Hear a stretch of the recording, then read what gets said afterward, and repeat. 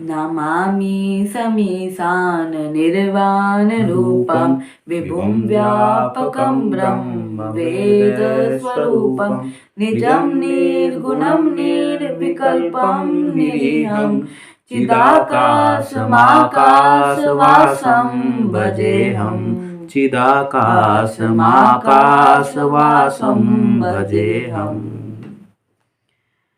तो सभी भक्तों को महाशिवरात्रि की बहुत बहुत शुभकामनाएं, बहुत बहुत बधाई हो। तो बोलो हर हर हर हर महादेव। तो आज महाशिवरात्रि का पर्व है।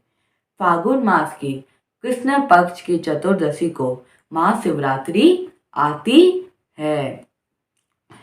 ऐसे तो शिवरात्रि हर महीने आती है, परंतु महाशिवरात्रि का विशेष महत्व है, क्योंकि महाशिवरात्रि में शिव और शक्ति का मिलने की रात है। दूसरे भाव में पुरुष और प्रकृति की मिलने की रात है। तो अब मैं आपको बताता हूँ कि हमारे भगवान शिव का स्वरूप कैसा है। हमारे भगवान शिव का स्वरूप निराकार है, वो सर्वव्यापक है और वो अनादि है, उनका कोई जन्म नहीं है।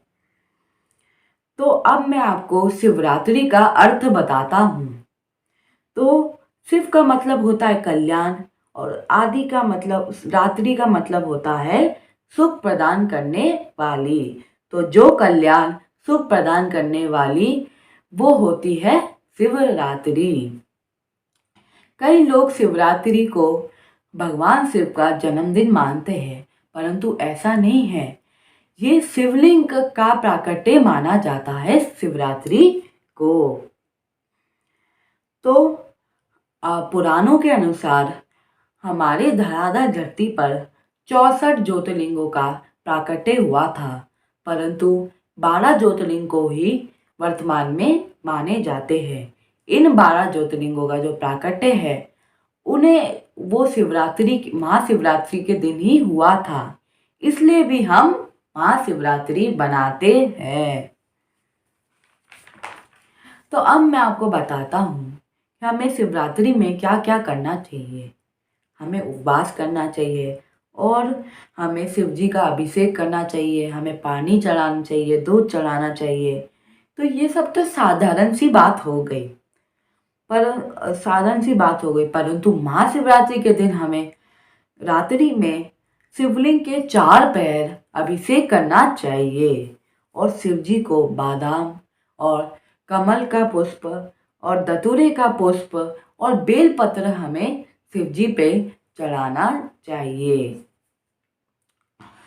ऐसा करने से तो शिव जी तो प्रसन्न होते ही है, परंतु शिव जी तो प्रसन्न होते ही है, साथ ही साथ विष्णु भगवान भी प्रसन्न होते हैं, क्योंकि शिव जी विष्णु भगवान के ईष्ट जो है वो है हमारे शिव जी।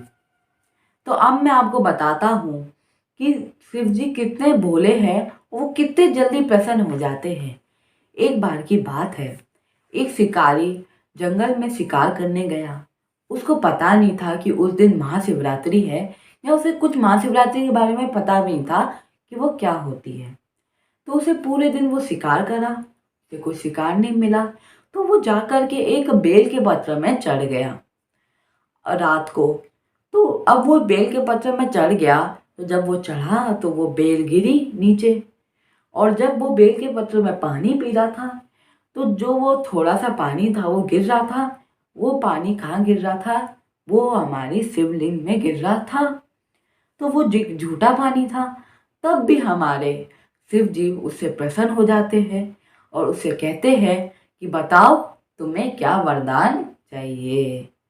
तो ऐसा जो मैंने आपको बताया है वो सब करने से हमारे जो शिव जी है वो बहुत जल्दी प्रसन्न हो जाएंगे और विष्णु भगवान भी साथ ही साथ प्रसन्न हो जाएंगे।